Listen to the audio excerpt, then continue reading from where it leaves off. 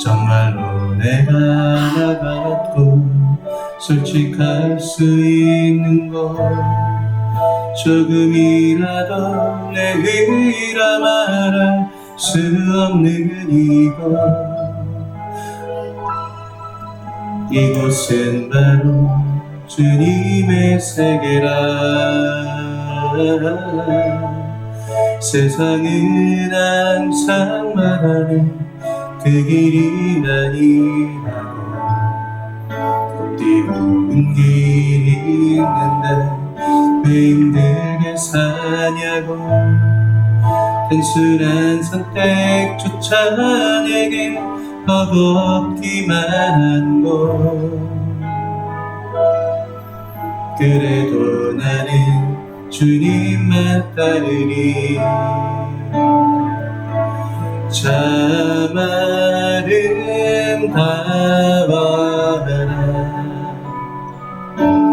주님의 세계는 저솔로 모네보다 더 고운 백합화 주 찬송하는데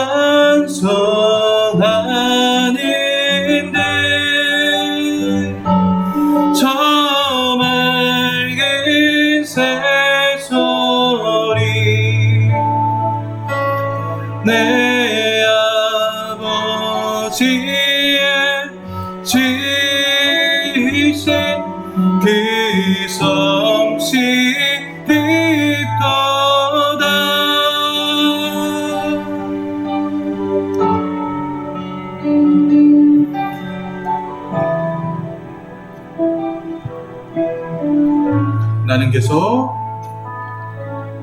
나는 계속 걸어갑니다. 수없이 넘어져도 사람들의 방향과는 조금 다르다 해도 내가 가는 길이 주가 가는 저 길이니 이곳은 바로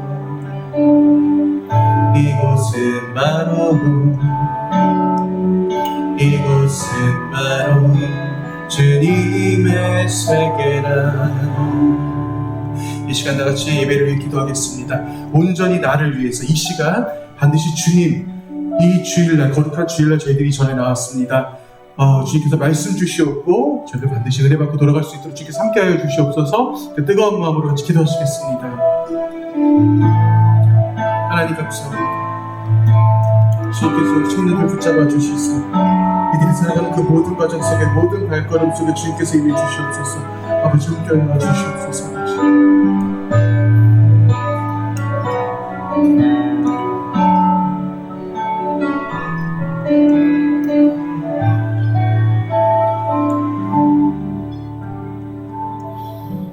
하나님 감사합니다. 주님께서 우리 청년들 하나하나를 붙잡아 주시며 주님께서 사랑하시며 뜨거운 눈길로서 이들과 함께 하심을 저희들이 기억합니다.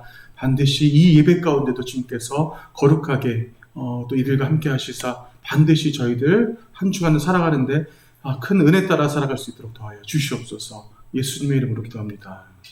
다 같이 사도신경 하시겠습니다. 나는 전능하신 아버지 하나님 천지의 창조주를 믿습니다.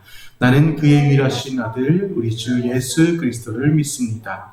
그는 성령으로 잉태되어 동정녀 마리아에게서 나시고 본디오 빌라도에게 고난을 받아 십자가에 못 박혀 죽으시고 장사된 지 사흘 만에 죽은 자 가운데서 다시 살아나셨으며 하늘에 오르시어 전능하신 아버지 하나님 우편에 앉아 계시다가 거기로부터 살아있는 자와 죽은 자를 심판하러 오십니다.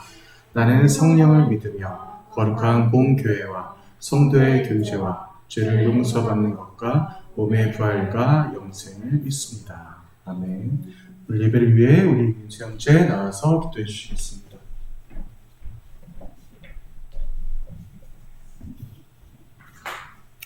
기도하시겠습니다. 하나님 아버지, 이번 한 주도 주님 안에 살아가게 해주시고 예배당에 함께 모여 예배드릴 수 있는 은혜를 허락하여 주심에 감사를 드립니다. 각자 바쁜 삶 속에서도 주님을 예배하기 위해 있었지만 알게 모르게 지었던 죄들을 용서하여 주시고 회개와 말씀의 자리로 인도하여 주시옵소서. 저희들의 교만함을 통해 연약함을 알게 하시며 하나님의 은혜 없이는 살아갈 수 없음을 고백하게 하시고 오직 주님 홀로 영광받아 주시옵소서. 군대에 있는 승용이와 현진이를 위해 기도합니다. 어디서나 동일하게 역사하시는 하나님을 만나게 하시고 예배 가운데 하나님의 충성된 군사로서 성장하게 하여 주시옵소서.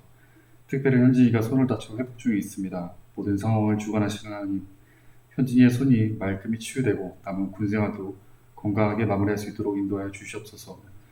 말씀 전하시는 전도사님을 위해 기도합니다. 전도사님 가정에 축복을 더하여 주시고 성령 하나님 영육의 강건함을 더하여 주사 오직 하나님의 말씀만을 전하게 하옵소서.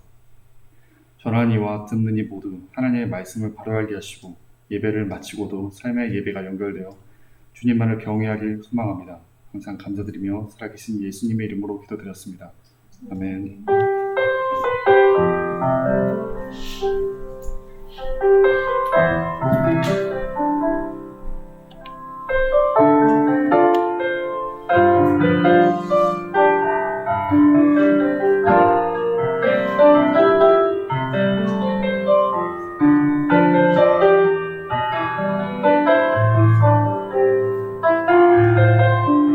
오늘의 말씀 민수기입니다.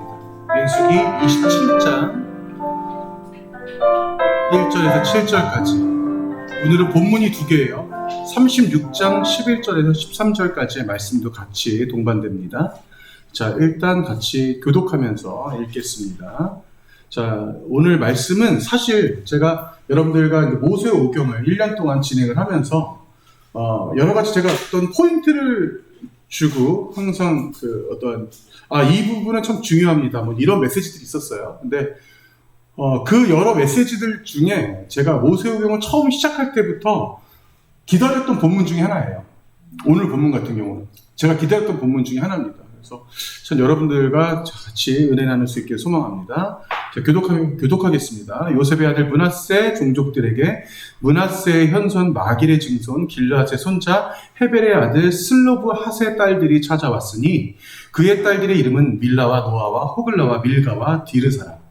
그들이 회막문에서 모세와 제사장 엘르아살과 지휘관들과 온 회중 앞에 서서 이르되 우리 아버지가 광야에서 죽었으나 여호와를 거슬러 모인 고라의 무리에 들지 아니하고 자기 죄로 죽었고 아들이 없나이다. 어찌하여 아들이 없다고 우리 아버지의 이름이 그의 종족 중에서 삭제되리이까. 우리 아버지의 형제 중에서 우리에게 기업을 주소서 하매 모세가 그 사연을 여호와께 아뢰니라. 여호와께서 모세에게 말씀하여 계시되 슬로바스의 딸들의 말이 옳으니 너는 반드시 그들의 아버지의 형제 중에서 그들에게 기업을 주어 받게 하되 그들의 아버지의 기업을 그들에게 돌릴지니라. 자, 그리고 36장 11절 말씀 제가 먼저 읽겠습니다. 슬로바스의 딸 말라와 디르사와 호글라와 밀가와 노아가 다 그들의 숙부의 아들들의 아내가 되니라. 그들이 요셉의 아들 므낫세 자손의 종족 사람의 아내가 되었으므로 그들의 종족 지파에 그들의 기업이 남아 있었더라. 같이 이는 여리고 맞은편 요단과 모압 평지에서 여호와께서 모세를 통하여 이스라엘 자손에게 명령하신 계명과 규례니라. 아멘. 자, 오늘 민수기 말씀 27장과 36장의 말씀을 거슬러서 같이 여러분들과 말씀을 전하려고 합니다. 여러분들이 일단 제가 이제 이 민수기의 말씀을 준비하면서 이제 그런 생각을 해봤어요. 여러분들 중에는 손들지 마요, 여러분. 손들지 말고 그냥 마음속으로만 생각하세요. 여러분이 살아오면서 민수기를 한 번이라도 읽어봤던 사람이 분명히 있을 거라고 저는 예상을 해요. 손들지 마요. 저 읽었어요. 손들지 마요. 서로 민망해지니까. 자, 저는 없을까봐 지금 손들지 말라는 거야, 지금. 자, 근데 어쨌거나 그게 중요한 게 아니에요. 자, 우리가 여러분, 주일학교 때부터 이 민수기 부분 내용은 광야 생활에 대한 거잖아요. 40년 동안 광야 생활을 했는데 얘네가 뭐 범죄를 하고 뭐 불순종을 하고 물론 저도 계속 여러분들에게 설교하고 강조했었지만 그러면 불순종하면서 거기서 뭐 별일들 다 일어나잖아. 뭐 인구조사도 하고요. 목마르다고 하니까 어디서 물 줬어요? 지하수에서 줬어요? 아니면 수도를 만들었어요? 목마르다고 하니까 어디서 물 줬어요? 어디서 물 줬어? 수도? 지하수? 아니죠. 바위를 쳐서, 그죠?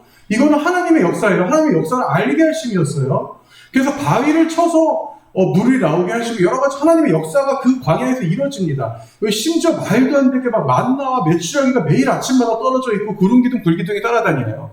초자연적인 역사가 이스라엘 백성들에게 계속 벌어지기 때문에 뭔가 좀 스펙터클하고 그 안에서의 어떤 이런 드라마틱한 이런 내용들이 수많은 믿지 않는 사람들과 믿는 사람들에게 아주 구미를 당기는 내용들이 많았어요. 그랬기 때문에 이 출애굽의 역사와 출애굽의 스토리는 수많은 그리스도인과 비그리스도인들에게 있어서 잘 알려져 있을 뿐만이 아니라 그리고 신앙인들도 사실 이 광야 생활은 재미있는 부분 중에 하나예요. 그것까지는 아주 인간적으로 현실적으로 봤을 때 아주 인정하는 부분입니다. 그런데 오늘 제 설교의 제목이 여러분 뭐예요? 오늘 설교의 제목 제가 오늘 뭘로 잡았죠? 혹시 봤어요 여러분? 그렇지. 슬로브앗의 딸들이라는 주제로 제가 오늘 설교 주제를 잡았죠. 혹시 슬로브앗이라고 하는 이 사람의 이름을 혹시 들어본 적 있는 사람? 슬로브앗. 슬로브앗에 대해서 여러분 들어본 적 있어요? 제가 신앙생활을 하면서, 제가 신학 공부를 하면서 슬로브앗에 대해서 잘 알고 있는 사람은 저는 실제로 만나본 적이 거의 뭐 세 손가락 안에 들지도 않아요. 네. 저 또한도 사실 슬로브앗에 대해서 그렇게 잘 아는 사람이 아니었어요. 왜? 민수기에 잠깐 나오고 끝나거든요. 그런데 굳이 이 부분이 제가 여러분들에게 중요하다고 한 이유가 있습니다. 그 부분을 얘기하기 전에 우리가 지난주에 같이 공통 질문으로 나눴던, 지난주에 안 계셨던 분들도 상관없어요. 그 주제에 대해서 조금은 짚고 넘어가야 돼요. 오늘 공통 질문은 지난주 공통 질문을 먼저 조금 짚고 넘어갈 겁니다. 자, 지난주 공통 질문이 뭐였어요? 바로 기독교의 매력은 무엇입니까? 라는 질문이었죠. 그죠?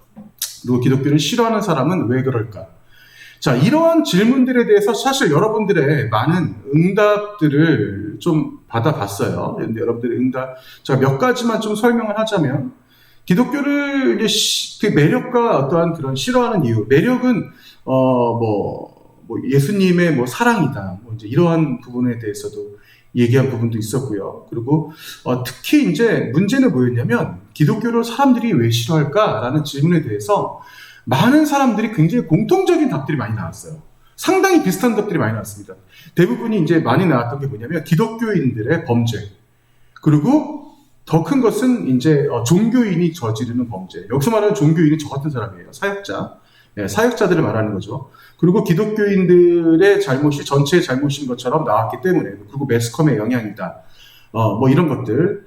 그리고 기독교를 믿는 사람들 일부의 잘못, 또 여러 가지, 다 비슷하네요. 이런 것들이고. 근데 하지만 그 안에 있어서도 어떠한 그 매력은 우리가 힘들 때 의지가 될 수 있고 서로 이제 기도할 수 있는 어떤 이런 것들이 기독교의 어떤 매력이다. 뭐 이제 이런 응답들이 이제 주로 나왔어요. 자, 그런데 이 부분에 대해서 제가 이 질문을 여러분들에게 던진 이유가 있어요. 이 질문을 던진 이유가 바로 오늘 설교 이 내용 때문에 그래요. 오늘 말씀 때문에 그래요. 아주 밀접하게 연관이 되기 때문에 그렇습니다. 우리가 여러분들도 하나님 믿는 사람들이지만 때로는 우리가 그런 생각을 하게 돼요.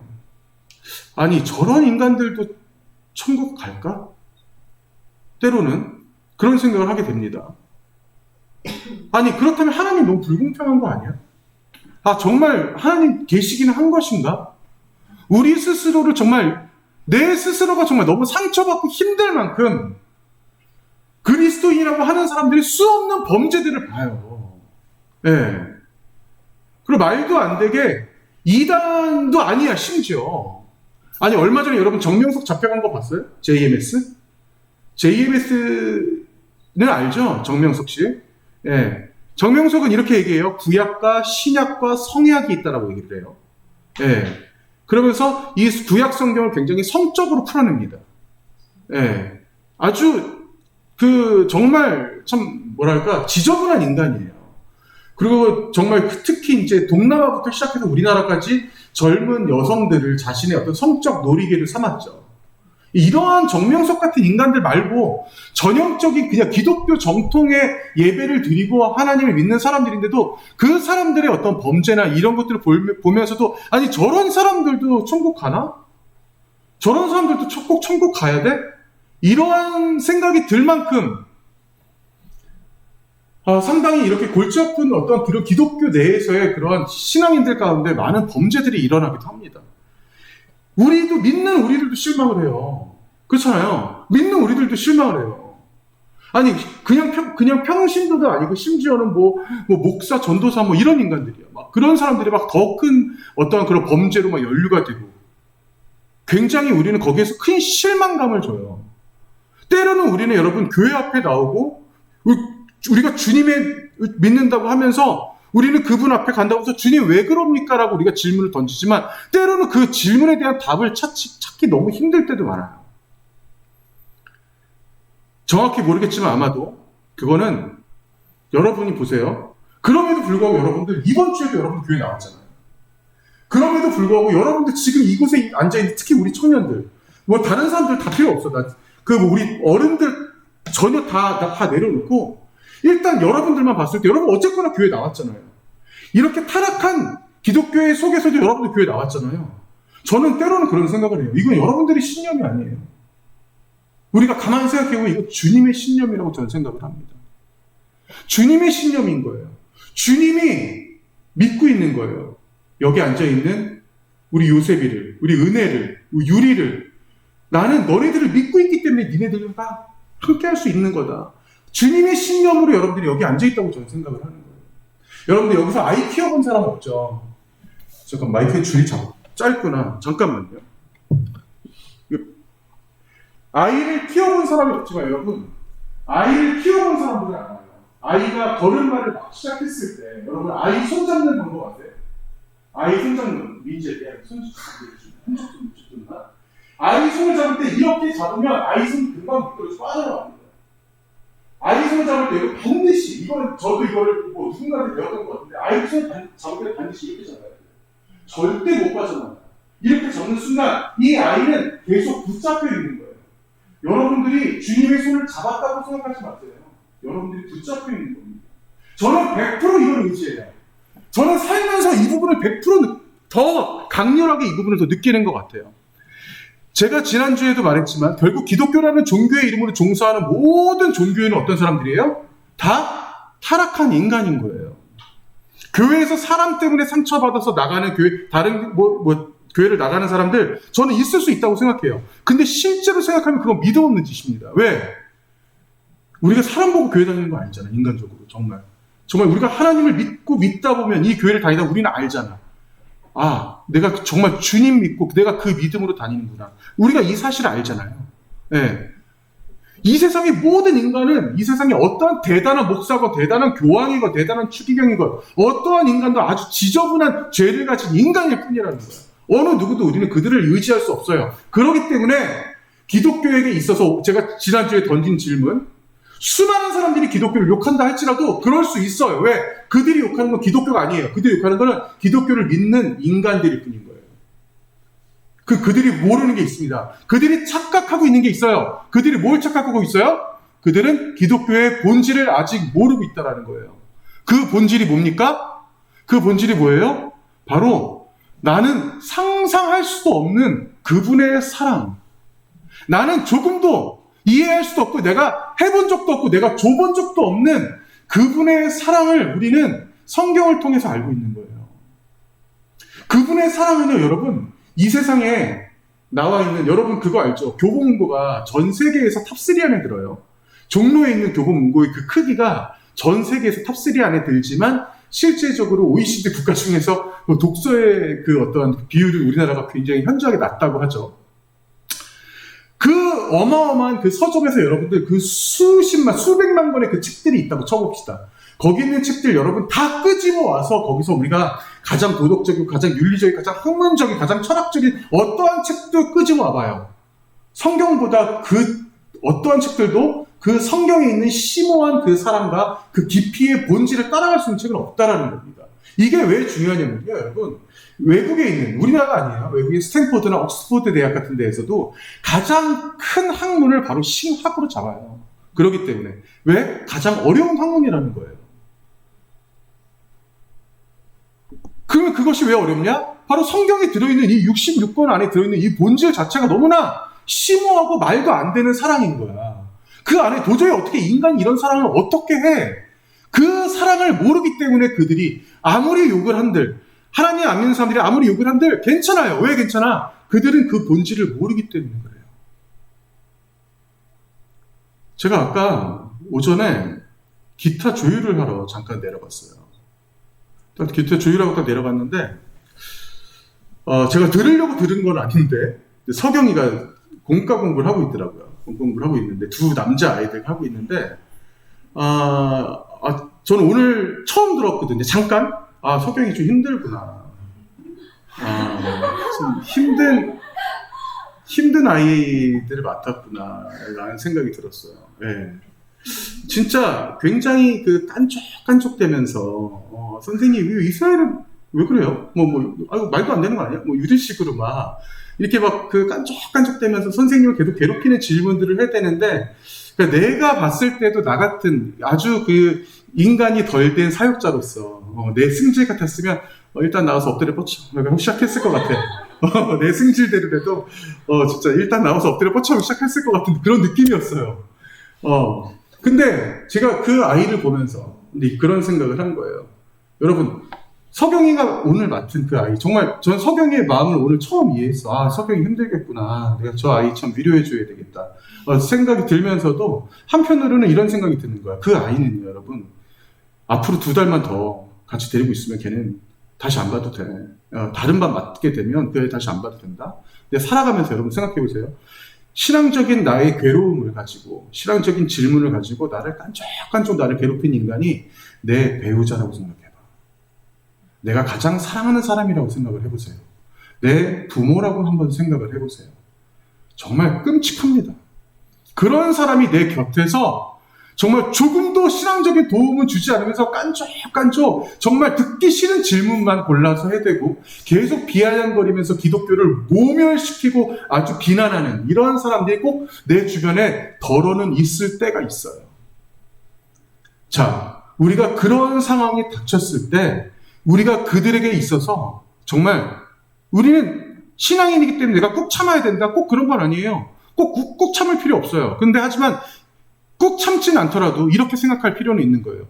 그들은 진짜 우리가 아는 본질을 알지 못한다는 거예요. 결코 이해할 수 없지만 지금으로부터 다른 그런 종교들과는 다른 종교들과 차원이 다른 그런 방식으로 하나님은 우리에게 다가와서 이 성경이라는 것을 주셨다는 거예요. 그것도 오늘 우리가 같이 함께하고 있는 모세오경 같은 경우는 지금으로부터 3,500년 전에 쓰인 글입니다.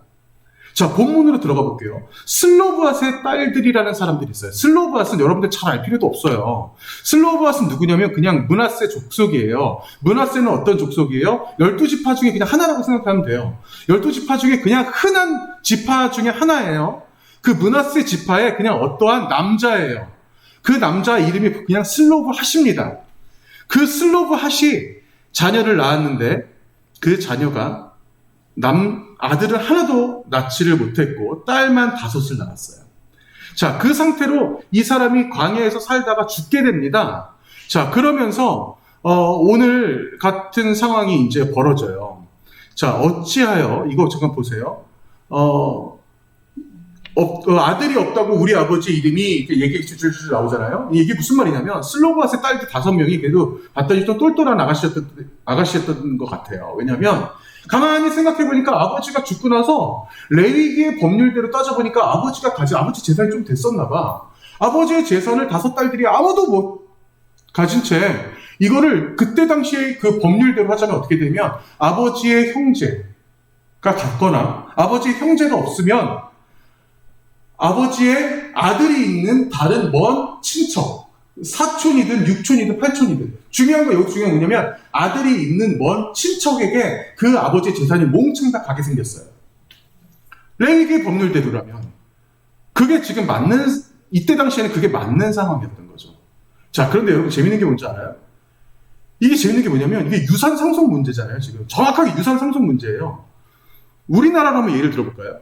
이거 지금 언제예요? 제가 지금 좀 아까 말씀드렸어요. 이거 언제예요? 지금으로부터 3,500년 전이에요. 자, 지금으로부터 30년 전이에요. 3,500년 전이 아니라 우리나라의 법과 크게 다르지 않았어요. 여러분, 우리나라 법 어떻게 된 줄 알아요? 우리나라 법 어떻게 됐게요? 아버지가 죽으면 그 재산 누구한테 갔어요? 우리나라 같은 경우 30년 전에 다 아들한테 먼저 갔어요. 우선이었습니다. 아들한테 우선이. 그 다음이 엄마였어요. 예, 와이프가 있을 때, 살아 있을 때. 예.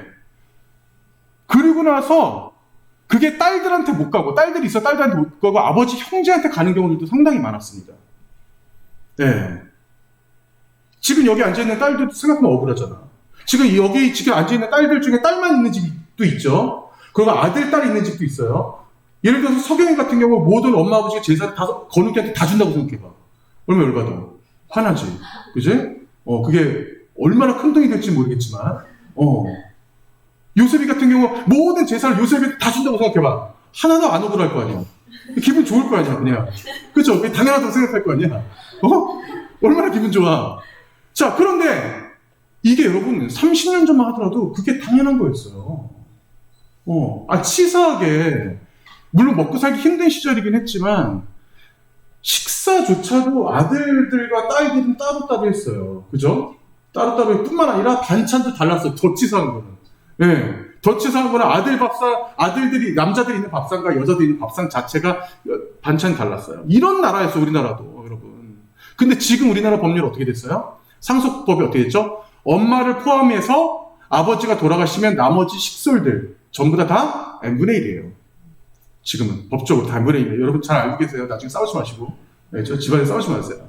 다들 최소한 다 10억 이상씩은 다 있을 거 아니야, 집안에. 그죠? 그러니까 집안에 싸우지 마시고 다 n분의 1입니다, 여러분. 지금은. 자, 근데 이게 여러분 이 법률이 제정된 지 불과 얼마 안 돼요. 자, 그런데 오늘 성경에서 어떤 일이 벌어지냐면 이 사건이 여러분 얼마나 큰 사건이냐면요. 이거 보세요. 자, 26장부터 36장까지 민수기의 지금 구조입니다. 제가 전에도 잠깐 말씀드렸지만 성경 안에서의 이 스토리 구조가 샌드위치식으로 이루어져 있는 경우가 많다고 제가 말씀드렸죠. 그죠? 샌드위치식으로 이루어졌는데 독특하게도 민수기에 슬로보앗의 딸들에 대한 얘기가 27장과 36장에 걸쳐서 두 번이나 나와요. 두 번이나 나올 뿐만 아니라 슬로보앗의 딸들 이야기로 민수기 전체의 내용이 끝나버려. 오늘 우리 읽었잖아요. 36장 13절 읽었죠. 그게 어디예요? 민수기의 가장 마지막 절이에요. 자, 여기서 시사하는 게 뭘까? 아니, 하나님께서 모세를 시켜서 모세의 딸이래. 슬로보앗의 딸들의 얘기가 도대체 뭐가 그렇게 중요해서 이렇게 민수기 두 번뿐만 아니라 여러분 모든, 그리고 에세이나 서사나 모든 글의 주제는 보통 어디에 붙어 있어요? 맨 처음이나 맨 마지막에 붙어 있죠. 그죠? 슬로보앗의 딸들의 이야기로 민수기를 마무리시킵니다. 모세 오경의 제일 마지막 책이 뭐예요? 창세기, 출애굽기, 레위기, 민수기, 신명기잖아요. 근데 여러분 신명기는 어떤 내용이냐면, 제가 다음 주부터 신명기 할 거지만 신명기는 어떤 내용이냐면 모세의 세 가지 설교예요. 이건 무슨 말이에요? 그러면 광야 생활에 대한 모든 얘기의 전반적인 얘기의 80% 이상은 민수기에서 다 끝나는 겁니다.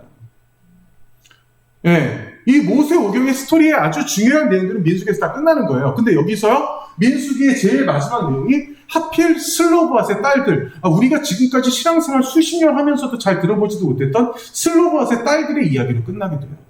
자, 이게 조금 더 왜 중요한지 하나 더 제가 말씀드려 볼게요. 이게 지금 이렇게 보시면 좀 복잡해 보이겠지만 창세기부터 10개, 1부터 10개, 톨레도트는 뭐냐면 하나의 스토리, 내러티브라고 여러분 생각하시면 돼요. 하나의 이야기라고 생각하시면 돼요. 10명의 사람들로 이야기가 이렇게 이어집니다.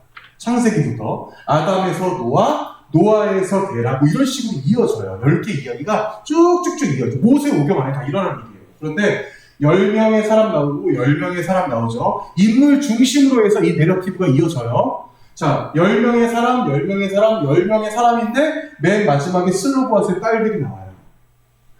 10명 중에 유일한 여자입니다. 유일한 여자로 이 모세오경의 내러티브가 완결이 돼요. 왜 이렇게까지 하나님께서 이 부분을 중요시했을까? 우리는 이 부분에 주목할 필요가 있고요. 그리고 제가 오늘 여러분들에게 지난주에 여러분들에게 나누라고 했던 공통 질문과 아주 밀접한 연관이 있는 거예요. 자, 보세요. 다시. 어찌하여 아들이 없다고 우리 아버지의 이름이 그의 종족 중에서 삭제되리이까? 자, 이게 무슨 말이냐면, 자, 딸들 5명이 찾아옵니다. 자, 이 딸들 5명이 찾아오는데 모세를 찾아와요. 그때 당시 여러분 일반인들은 모세 쉽게 만나기도 힘들었어요. 자, 근데 모세를 찾아와서 어떤 일을 하는 거예요? 지금 컴플레인을 걸고 있는 거예요.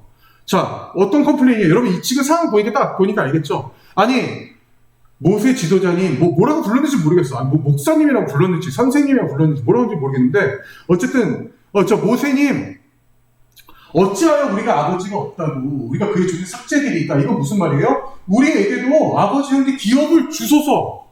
아니 하나님께서 법률을 딱 레위기에 정했는데 굉장히 대담한 여인들이었던 거죠. 네.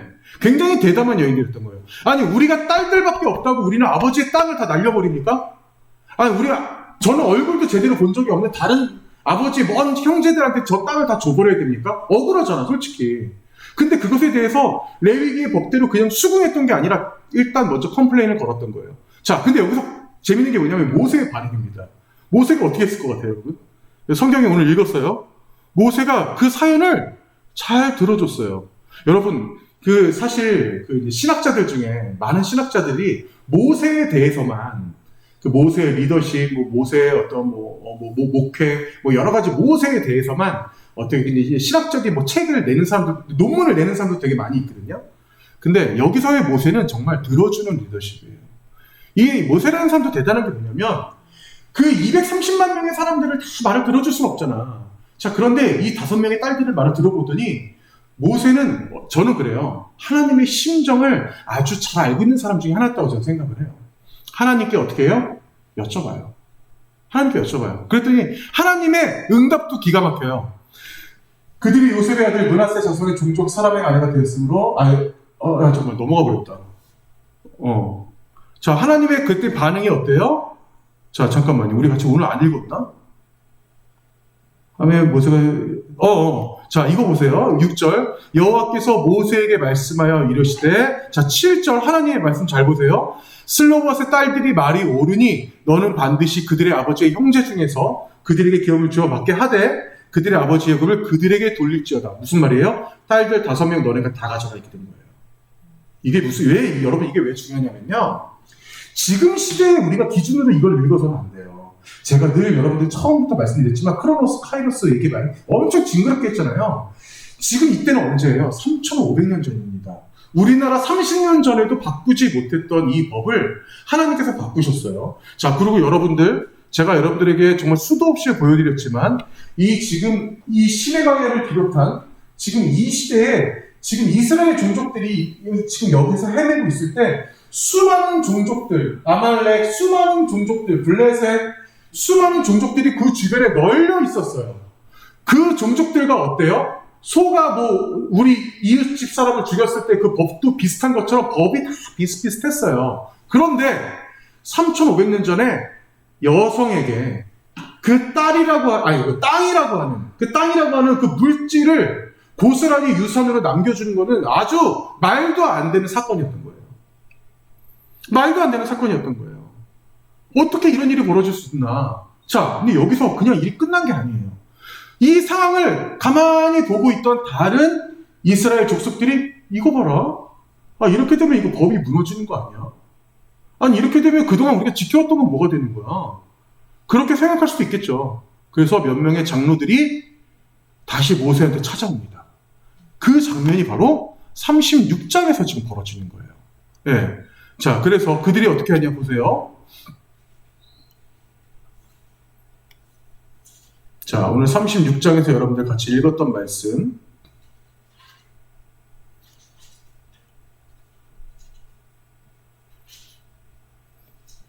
그들이 요셉의 아들 므낫세 자손의 종족 사람의 아내가 되었으므로 그들의 종족 지파에 그들 기업이 남아 있었더라. 이건 무슨 말이냐면, 자, 그때 당시에 대표되는 그 장로들이 모세를 또 찾아옵니다. 그 딸들이 찾아왔던 것처럼 찾아와요. 아니 이렇게 되면 어떡합니까 모세님? 우리가 지켜왔던 법률 자체가 무너지잖아요. 이거 어떻게 해야 됩니까? 그랬더니 모세가 어떻게 했냐면 똑같이 반응해요. 아무 말도 하지 않고 그래? 알았어. 여호와께 그대로 올라가요. 그리고 하나님께 여쭤봅니다. 이 상황이 이렇게 됐습니다. 어떻게 될까요? 그랬더니 하나님께서 뭐라고 말씀하시냐면 그들에게 땅을 주었으니 이게 무슨 지금 어떤 일이 왜 지금 장로들이 우려가 되냐면 자 보세요. 므낫세 지파의 땅들이 이렇게 있어요. 12지파마다 땅을 다 나눠줬어요. 그러면 므낫세 지파의 그 딸들 5명이 자기의 땅을 가졌잖아. 예를 들어 슬로보아시라는 사람이 땅이 많았다고 우리 한번 가정을 해보자. 땅이 많았어. 그러면 이 많은 땅들을 이 5딸들이 나눠 가졌어. 여기까지 좋아.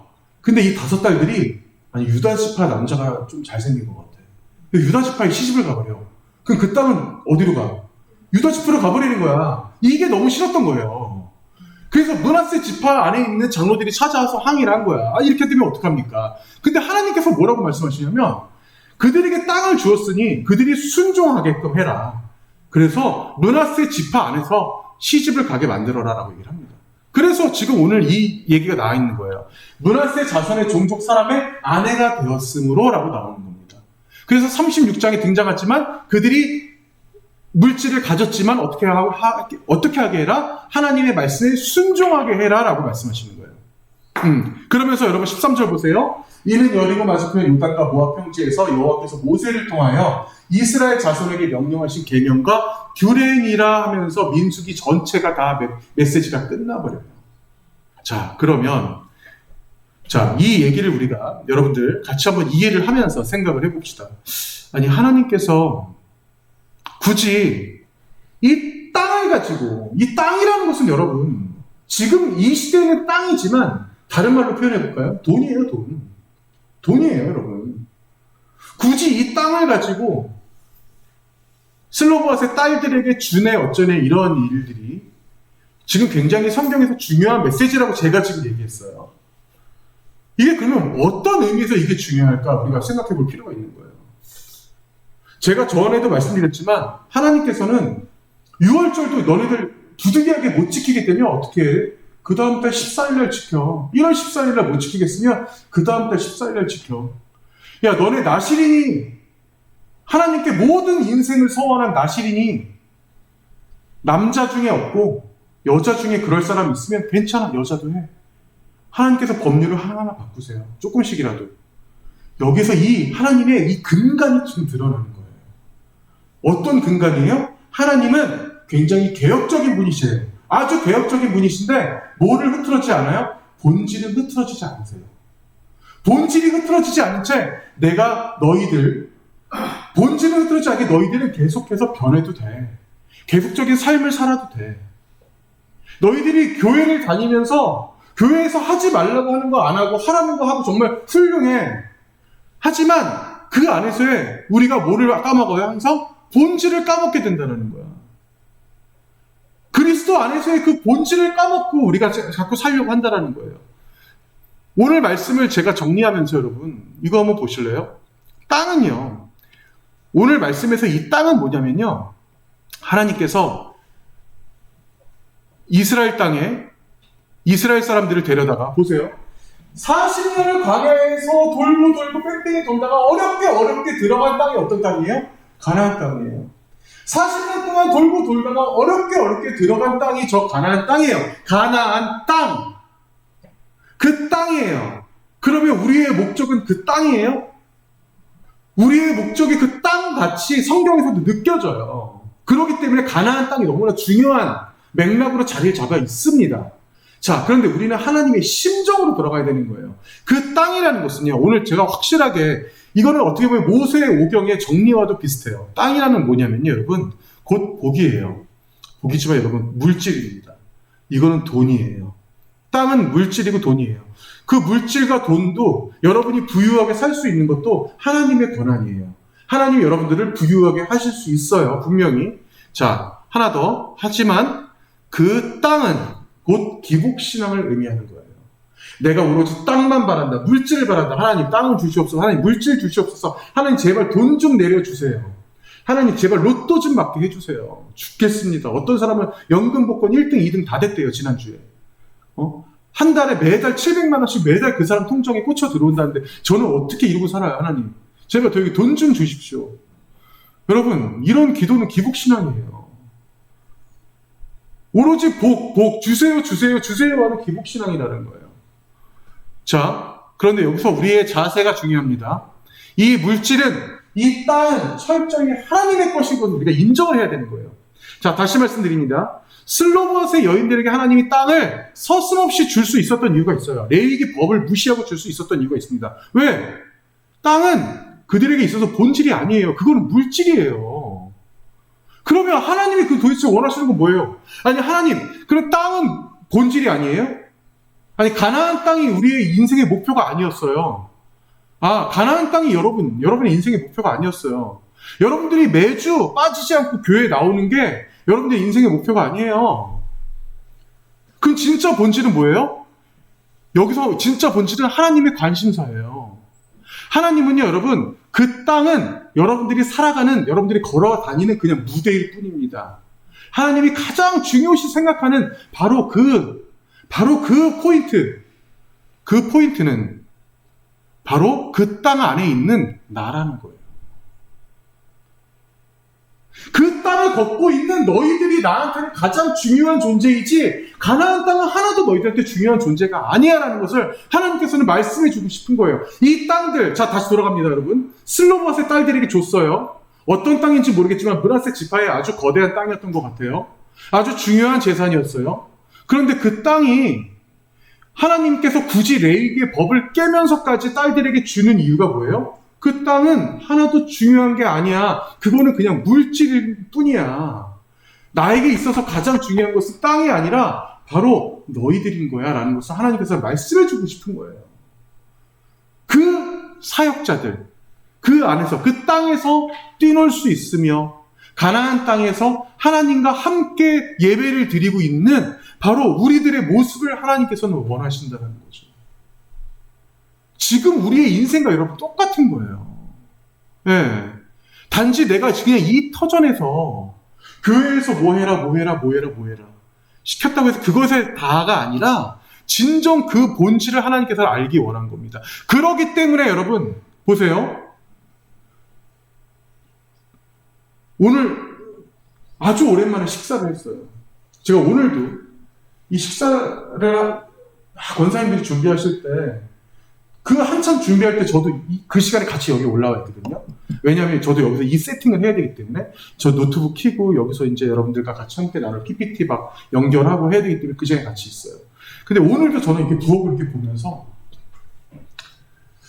어떤 교회를 가도 저 부엌 안에 들어있는 남자 장로, 남자 집사님들이 있는 경우를 별로 못 봤어요. 그런 부분에서 우리 조성호 장로님 훌륭하신 분이에요. 진짜 우리들에게 틈틈이 짜장을 해주시고 가끔 감자탕도 해주시고 얼마나 훌륭하세요 진짜. 아니 교회에서조차도 부엌에 남자들이 들어가면 안 되는 거야. 자 그리고 또 하나요. 여자는 목사가 되면 안 된다. 여자는 신부가 되면 안 된다라는 법은 누가 만들었어요 여러분? 누가 만들었게? 그거 누가 만들었어요? 성경에 나와요? 그 인간이 만든 거예요. 그것도 인간이 만든 겁니다. 네. 하나님은 이 땅에서의 그 어떤 라운드 그 어떠한 그 법도 인간이 오히려 더 틀을 만들어요. 인간이 없어도 되는 틀을 오히려 더 만들어요. 네. 여러분 창꼬치 신드롬이라고 들어본 적 있어요? 창꼬치 신드롬. 꼬치가 아니라 뭐냐 이거. 꽁치. 창꽁치. 발음이 어렵구나. 창꽁치 신드롬이라고 하는 실험이 있어요. 입이 이렇게 뾰쭉 튀어나온 꽁치예요. 요만한 유리 어항에다가 넣어놓습니다. 근데 얘네가 새우를 그렇게 좋아한대. 새우를 그렇게 좋아해서 꽁치가 든 어항에다가 새우를 넣어놓으면 그 새우들을 정말 순식간에 다 잡아먹는다는 거예요. 자, 그런데 어떤 실험을 하냐면 창꽁치를 여기다가 놓고 새우를 여기다 놓고 그 가운데다가 유리막으로 이렇게 가려놨어요. 자, 그랬더니 꽁치들이 새우를 먹으려고 가다가 유리 부딪히고 아팠던 거야. 아팠겠지. 그래서 유리막을 한참을 얘네가 부딪힌 다음에 싹 걷었어요. 그런데도 새우를 잡으러 먹으러 가지를 않아요. 이건 무슨 말이에요? 우리 안에 그 틀은 없어요. 없는 실체인데 우리가 만들고 있는 거예요. 여자 목사는 이 세상에서 있으면 안 된다라는 법을 누가 만들었어? 인간이 만든 거예요. 네. 여자는 재산을 가져서는 안 된다. 여자는 하나님의 일을 해서는 안 된다. 여자는 부엌에서만 일해야 된다. 이런 거 누가 만든 거야 도대체? 인간이 만든 거예요. 인간이. 그 틀 안에서 우리가 살아가는 겁니다. 하나님은 그 땅을 중요시 여겼어요. 그 땅은 복이며 물질입니다. 하지만 그거는 뭐예요? 그거는 곧 기복신앙이에요. 네. 철저히 여러분과 그 땅과 그 물질은 전부 다 누구의 것이에요? 하나님의 것이에요. 그렇기 때문에 하나님의 정작 실제적인 관심사는 여러분 주머니에 있는 돈이 아니에요. 여러분들이 어떠한 차를 타냐가 중요한 게 아니에요. 여러분들이 어떠한 직업을 갖냐가 중요한 게 아니에요. 하나님의 관심사는 뭐라고요? 그냥 너 자신인 거예요. 여러분들 그냥 개체 하나하나를 하나님께서는 가장 관심 있어 하신다는 겁니다.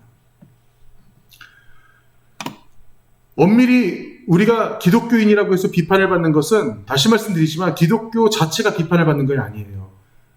이 기독교 안에 있는 인간들이 비판을 받는 거죠. 그리고 그 비판하는 사람들 또한도 우리의 이 성경 안에 있는 진정한 본질을 알지 못하기 때문에 그렇습니다. 저는 그게 굉장히 안타까워요. 오늘 제가 잠깐 아까 서경이 얘기했지만 아까 서경이한테 그 깐족대던 그 아이가 저는 그런 생각을 했어요. 그 아이가 선생님 그거 뭐예요? 그거 왜 그래요? 뭐 이런 식으로 막 깐족깐족 되는 그 아이가 우리 한번 입장을 바꿔 생각해 봅시다. 그 아이가 어느 순간 갑자기 어느 날 저는 중학교 2학년 때 저는 주님 만났거든요. 정말 뜨겁게 전 주님 만났어요. 저는 지금도 그때 그 시절을 기억을 해요. 저는 중학교 2학년 때 정말 제가 어떤 학생이었냐면요. 저도 비슷했어요, 사실은. 서경이 학생이랑 비슷한 그런 아이였는데, 어느 날 뜨겁게 주님이 날 찾아왔을 때 제가 어떤 체험을 했냐면요. 그 체험이라는 게 여러분, 영적인 체험, 환상적인 체험이 아니에요. 제가 가장 첫 번째 체험은 뭐였냐면요. 교회에 이런 방바닥에 무릎 꿇고 앉았는데 아무 말도 안 했어. 그냥 아무 말도 안 하고 주님 한마디 했는데 눈물이 그냥 쏟아지는 거야. 다른 거 아무것도 안 했어. 그냥 주님 한마디 했는데 눈물이 미친 듯이 쏟아지는 거예요. 은혜 아니고는 설명할 수가 없는 거예요. 아까 그 학생 이름이 뭐예요, 서경? 윤우지. 저는 그렇게 생각해요. 저는 그렇게 생각해요. 이 아이가 저처럼 어느 순간 뜨겁게 주님을 만나게 된다면 반드시 그렇게 변할 거라고 생각합니다. 네, 주님, 그때 정말 제가 죄송했습니다. 우리 서경 선생님도 너무 깐족됐어요. 무릎 꿇고 이 자리에 앉는 순간 눈물 뿌리면서 정말 뜨겁게 기도하는 그런 완전히 사람을 변화시켜버리는 그런 주님의 역사가 일어날 거예요. 네, 그게 여러분 기독교의 본질이에요. 그게 기독교의 본질이에요. 우리가 변화가 되는 순간부터 어떻게 감히 예수 그리스도를 논할 수가 있어요. 그분이 어떤 분인데 어떻게 감히 성경을 모독할 수가 있어요. 이 안에 담겨있는 게 뭔지 제대로 알지도 못하면서 정말 저조차도 신학을 제가 6년간 공부를 했는데도 저는 성경의 반도 모르는 것 같아요. 너무나 이 심오하고 하나님의 이 은혜와 하나님의 이 깊은 그 말씀을 내가 어떻게 다 이해하겠어. 지난주에 이어서 다시 말씀드립니다. 우리는 그들을 어떻게 여겨야 돼요? 그 본질을 모르는 우리 그 친구들, 그러한 사람들, 나의 가족들, 그들은 우리에게 있어서 정죄의 대상이 아니에요? 어떤 대상입니까? 바로 긍휼히 여겨야 될 대상입니다. 그들을 미워하지 마세요. 나랑 반대 진영에 있는 정치인들 미워하지 마세요. 동성애자들 미워하지 마세요. 동성애는 죄예요. 반드시 죄입니다. 하지만 그들은 우리가 품을 수 있는, 긍휼히 여길 수 있는, 기도해 줄 수 있는 그런 사람들이고, 그런 사람들이 우리가 바로 크리스찬이라고 부르는 겁니다. 이 슬로바스의 딸들에 대한 이 이야기를 하나님께서 굳이 2번이나 민수기 안에 집어넣으신 이유도 바로 그런 거예요. 너네들에게 땅 몇 평짜리 주는 게 뭐가 그렇게 중요하니? 나는 땅보다 너희가 더 소중한 거예요. 이라는 메시지를 하나님께서 이 안에 넣으신 겁니다. 같이 우리 찬양하면서 오늘 말씀 마치겠습니다. 여러분, 제가 오늘 말씀하다가 조금 넘어간 부분이 있는데, 재밌는 게 여러분, 5명의 딸들 이름에 대해서 제가 설명을 안 했어요. 말라, 노아, 이름이 노아야. 호글라, 밀카, 티르자. 이 5명의 딸들 이름의 의미가 온유, 아첨, 수다, 조언, 기쁨이라는 거예요.